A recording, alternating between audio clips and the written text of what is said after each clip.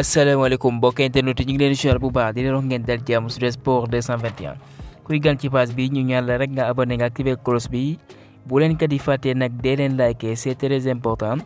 xibaar dañ koy tàmbale ka nga xam ne mooy Achraf Hakimi ginnaaw ba mu lajjee ci plante bi mënoon na may équipe am boobee di mën ak ñu égaliser fa soo ba fana waaye nag ñoom dañuy mujj éliminé mu fësal benn bataaxal ci ay réseau voilà Instagram nag mu jéggalu bu baax le peuple marocain. Pape Omar Fall jàpp leen kat maa nga doon doxal ci Teungueth FC waaye kat signé na ca US Monastir ci D1 tunisien bi voilà benn contrat bu ñetti at. ginnaaw gi demam boobee ak ku ci mën ni Mbaye Jacques Ndiaye club Teungueth boobee di club bu Babacar Ndiaye bi ñu ngi ci yoonu nag dalal benn attaquant malien buy uyoo ci Abuta 25 ans la am ci ay at jàpp leen club bu ci mën ni Enyimba club nigérian boobee aussi ñu ngi ci ginnaawam. L'international sénégalais biir mooy Famara Diédhiou club bi daana fa doxal di Grenada abale na ko foofee ci championship ki club bi mooy Cardiff City. ci li ngeen mooy 22e journée bu Premier League bi doon nañ ko jeexal ce mercredi ci noonee. Liverpool moo doxantu ci kaw Chelsea 4-1 Diogo Jota moo fa jaar battle day Szoboszlai Nkunku voilà réduire score bi ku ci mën Luis Diaz gën a escorché addition bi.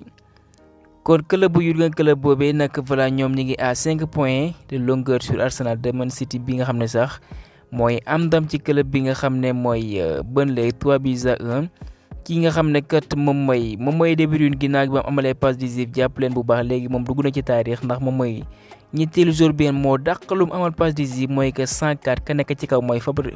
Fabregas 111 Ryan Giggs 162 passes décisives. Tottenham mu daan Brentford 3-2 loolee kat di leen may ñu nekk ci 4e toogu bi et que ñu tolloo ay points club bu ci mën Aston Villa et que ñu ñëw à 3 points d'Arsenal. ci Espagne kon Barça kat am na ndam ginnaaw gi kat bañ doon lajji amoon na jafe-jafe ñooy daan Osasuna 1-0 grâce à le recrue bi nga ne mooy Victor Roque ginnaaw ba mu duggee à la 62e minute et que mu lakk caax à la 63e minute mu dem match bu rëy ñu tabb ko homme du match. les Colchoneros ñu tegle 5 match yi kat voilà ñu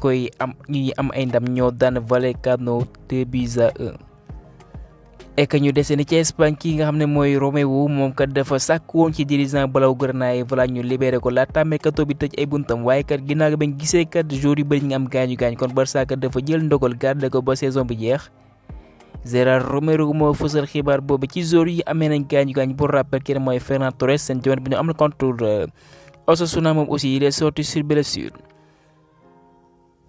Deco bi nga xam ne njiit la ci club bu Blaugrana boobee nag wóolu na ki nga xam ne mooy Hansi Flick mu wax ko nekk ki nga xam ne mooy Laporta voilà wane na intérêt pour mu mën ko dalal ci club bu Blaugrana Bild moo fasal xibaar boobee. ñu àddu ci Euro 2024 bi au mois de juillet lañ koy doxal jàppale ki nga xam ne mooy Toni Kroos kat voilà dafay ñëwaat ci joŋante avec la Mannschaft ginnaaw ba mu jëlee retraite tam ci Euro 2020 voilà nag dina ñëw apporter son expérience bu ko defee kat. ñu espérer résultat yu mucc ayib ginnaaw ba ñu lajjee ci mondial bi foofee ci Qatar.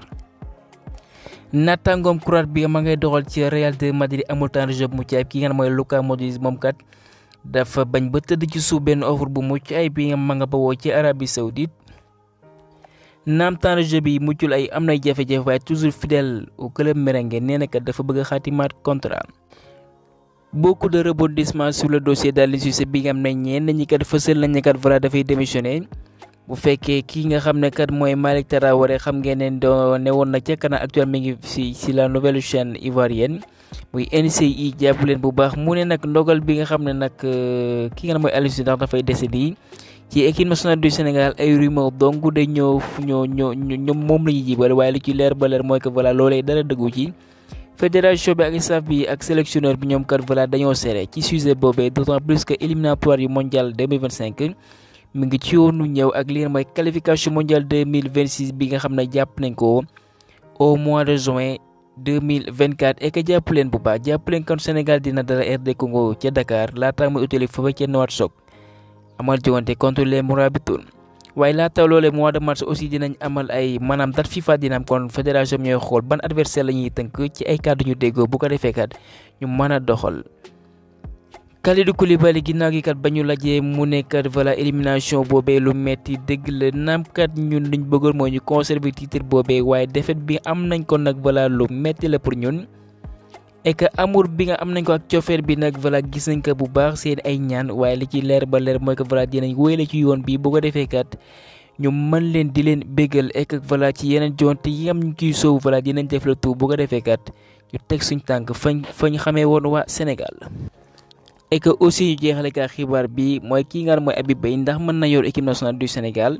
ku ci ma ne Malick Traoré fësal na ne kat kii nga xam mooy Cissé dafay desandi. am keneen ko fël fenn kat Aliou Cissé dafay démissionné li leer ba leer mooy que voilà benn xibaar leer ko ci waa jàpp leen kat kayitu xibaar yaa ngi fësal kii nga xam ne mooy Habib Beye mu doon sélectionneur bu l'équipe nationale du Sénégal vraiment ça sera difficile kat loolee dina xaw a jafe Habib Beye kat à un an de contrat moo ko def avec les Red Stars actuellement kat ñu ngi ci tête nationale une bi et que sax ñu ngi ci yoon pour yegg ci li nga xam ne mooy Ligue 2 bi club bu ci mën a Olympique Lyonnais bëggoon nañ ko lool waaye mu gàntal leen. waaye ñenn ñi jàpp nañ peut-être par patriotisme voilà nag Habib Beye mën na jël bu baax li nga xam ne mooy équipe nationale du Sénégal comme niñ ko fësalee ci kayitu xibaar yi kon gaa ñeemale foofee xibaar yi di leen jaajëfal ba beneen yoon sur Sport 221.